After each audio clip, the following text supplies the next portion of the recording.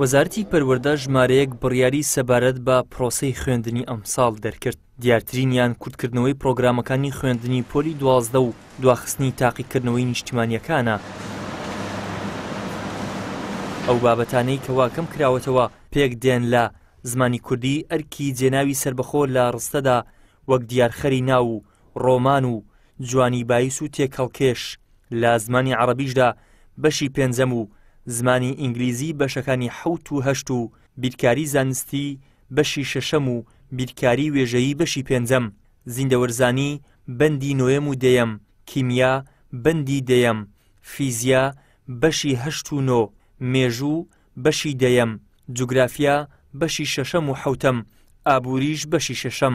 بەشی ئاینناسیش هیچی لێکەم نەکراوەتەوە و لە هەفتەیەکیشدا تەنها 2 تاقیکردنەوە بەڕێوە دەچێت.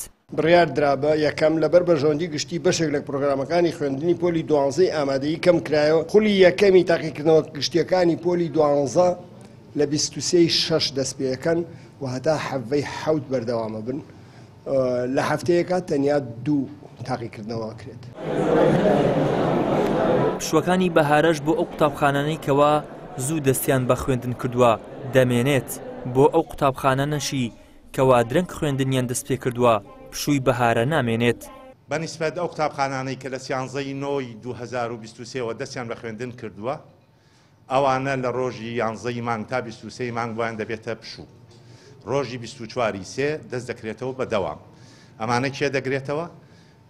پارێزگاکانی هەولێر و دهۆک و ئیداری سەربەخۆی سۆران و ئیداری سەربەخۆی زاخۆ زائیدەن ئەو قوتابخانانەی پارێزگای سلێمانی و هەڵەبجە و ئیدارەی سەربەخۆی گەرمیان و ئیداری سەربەخۆی ڕاپەڕین کە لە 13ەوە داوامیان کردووە و قوتابخانە ناحکومیەکانی ئەو دەڤەرە شەمووی دەگرێتەوە. تاقیکردنەوەکانی خولی یەکەمی وەرزی دووەمی ئەو قوتابخانە خوێندنگانی کە لە 13ەوە داوامیان بە ئاسایی دەست پێ کردووە لە جگە لە پۆلی نۆ بەڕێزان واتەمە پۆلی نۆ ناگرێتەوە لە ڕێکەوتی 4/5 دەست پێ دەکات هەتاوەکو ڕێکەوتی 13/5/2024 کۆتایی دێت. خولی دووەمیان 26/5 دەست پێ دەکات و لە 4/6 کۆتایی دێت. سەبارەت بە ئەنجامدانی تاقیکردنەوەکانی خولی یەکەمی تاقیکردنەوەی نیشتیمانی لە سەرتاسەری هەرێمی کوردستان لە 7/5 دەست پێ دەکات لە 4/5 کۆتایی دێت. خولی دووەمی تاقیکردنەوەی نیشتیمانی پۆلی نۆیەمی بنەڕەتی لەسەر تاسەری هەرێمی کوردستان لە ڕێکەوتی 28/5 دەست پێ دەکات لە 4/6 کۆتایی دێت.